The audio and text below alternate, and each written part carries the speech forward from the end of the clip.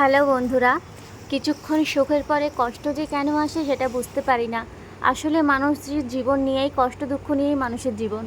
তো দেখো, আজকে হলো অনুষ্ঠানের পরের দিন, আর বাবা আজকে চলে যাচ্ছেন। তো আমি সকাল সকাল রান্না করে চলে গেছিলাম বাবার জন্য কিছু জিনিস নিয়ে আসার জন্য। আর যাবার সময় একটু মিষ্টিমুখ করাতে চেয়েছিলাম, যেহেতু আশা থেকে একটু দই খাওয়াবো ভেবেছিলাম। তো এই যে বাবাকে একটু দই এনে দিয়েছি, তো বাবা খেলো না, একটুখানি খেয়ে খেলো না।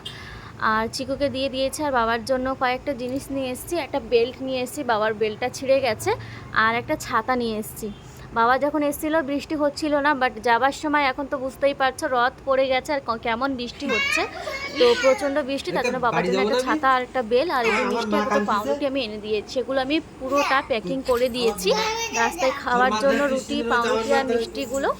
আর এখানে দেখো, চিকু তো বাবাকে একদমই যেতে দেবে না, কি করছে জাস্ট তোমরা একটুখানি দেখো।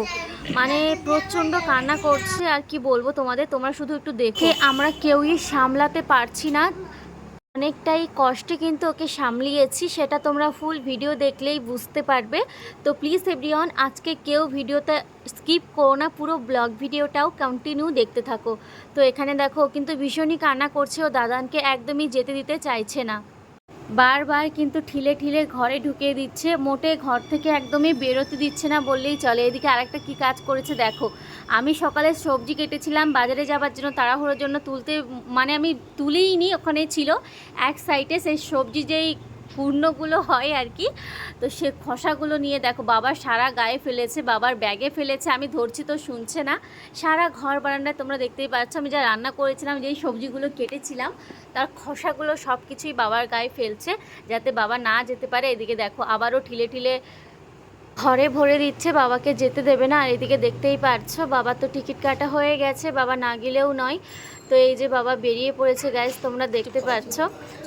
যাওয়ার মুখে বাবা ওই ঘরে শুয়েছিল, তো বাবাকে বলতে গেছে। আর এমনিতে বাড়ির আমরা সকলেই খুবই ক্লান্ত, কালকেরই বাড়ির অনুষ্ঠানটা হয়েছে, এখনও দেখো প্যান্ডেলের সব কিছুই রয়েছে। আর এদিকে দেখো চিকুকে একদমই সামলানো যাচ্ছে না, তো মা ওকে কোলে নিয়েছিল, তো পারছে না, তো ওকে নামিয়ে দিয়েছে। তবুও কিন্তু চিকু প্রচণ্ড কান্না করছে। আর বাবা ওই ঘরে বাবার সঙ্গে কথা বলে এই যে বেরিয়ে পড়েছে। তো প্রচণ্ড কষ্ট হচ্ছিল, কালকেই অনুষ্ঠানটা হয়ে গেছে, বাবা যদি দুটো দিন থাকতো কত ভালো হতো। আর আমার বাবা আমার বাড়িতে আসা থেকেই শুধু ডাল ভাতই খেয়ে গেছে, মাছ মাংস এনেছে, আসলে আমার বাবা মাংস খাওয়াই ছেড়ে দিয়েছে। আর মাছটাও দেখছি এখন বন্ধ করে দিয়েছে, মাংস তো আগে থেকেই খেত না, আর মাছটাও আমার বাড়ি এসে দেখছি খাচ্ছে না। তো মনটা ভালো লাগছে না গাইস, কি বলবো। তো এই যে দেখো বাবা চলে যাচ্ছে, মেয়ের বাড়ি এসে সারা যে কদিন থাকলো ডাল ভাত শুধু সবজি সাদার মধ্যে খেয়ে আমার বাবা চলে যাচ্ছে। ভাবো তো, আগে যে মানুষ মাছ ছাড়া ভাত খেত না, সে মানুষ সব খাওয়া ছেড়ে দিয়েছে।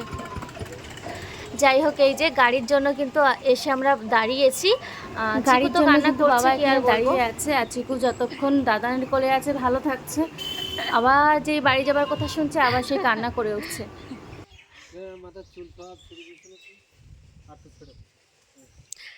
লাগছে আমার বাবার, লাগছে না, চুল ছিড়িস নে, চুল ছিড়িস নে, চুল ছিড়িস নে,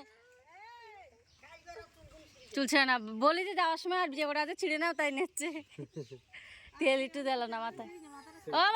আর দেখো বাবার পুরো চুল ছিঁড়ে ফেলছে, বাবা বলছে যাওয়ার সময় যত পারো চুল ছেড়ো, কারণ তুমি এতদিন আমার পুরো টাক মাথার পুরো টাক করে ফেলেছো চুল ছিঁড়ে ছিঁড়ে, এখন যত পারো ছেড়ো। তাই দেখো রাগের গুতে কি করছে আমার চিকু, কিছু করার নেই। তো ফাইনালি গাড়ি চলে এসেছে গাইস, আমার বাবা চলে যাচ্ছে। আমার চিকু প্রচণ্ড পরিমাণে কান্না করছে, ওকে সামলানোটাই পুরো কষ্ট হয়ে যাচ্ছে আমাদের, আমরা সামলাতেই পারছি না ওকে, কি করে যে সামলিয়েছি আমরা নিজেরা বলতে পারছি না, তোমরা জাস্ট শুনতে পাচ্ছ।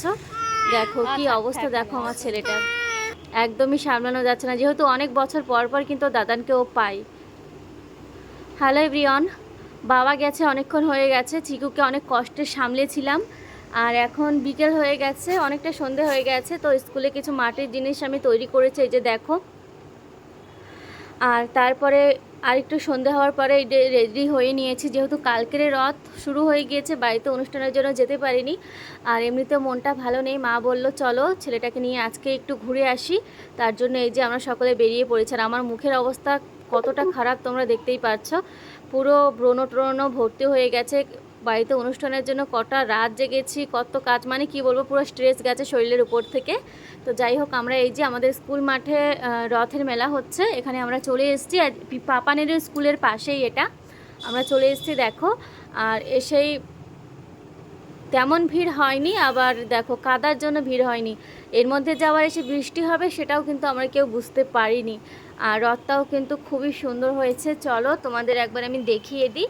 আর টানতে পারিনি, আমরা উল্টো রথের দিন টানবো। এই যে দেখো রথটাও কিন্তু অসাধারণ হয়েছে, খুবই সুন্দর হয়েছে। জিৎ নিশিতা এই রথ টেনেছে, আমরা সেদিন কেন আসতে পারিনি, মানে কালকে নিশিতা দেখছিলাম আমাদের এই রথ টানছিল।